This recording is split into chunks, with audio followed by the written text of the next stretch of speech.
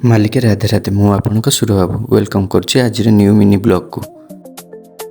बाप झी आज बाहरी पड़े पिज्जा खाइबा साक्षीपाड़ थी मदन मोहन कम्प्लेक्स उपर केक शॉप को। झील मु बर्तमान पहुँची गलु केक शॉप रे। चलतु ऑर्डर दबा कौन खाया भावुँ कौन खाया कि कहूनी बर्तमान आम पिज्जा गोटे खाई बापा झी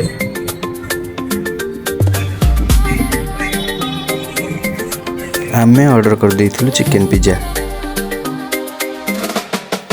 भाई हमर प्रोसेसिंग आरंभ कर देइथिले तादे ता सॉस मारिकी चिकन पकई तापर तादरे चीज आ पियाज टमाटो रसुण सब पकईकी मसला पकईकी 10 मिनिट ପାଇଁ कि गरम हवा को छाड़ी देइथिले।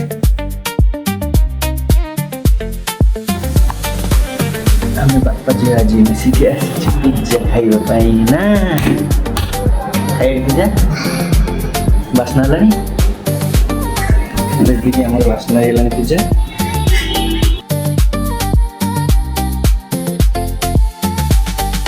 आम चिकेन पिज्जा ए रेडी है आम जाऊँ बापा झी टेस्ट करूँ जदि भल लगुव तो आपण मानू कहूँ ये वीडियो माध्यम आसीगला पिज्जा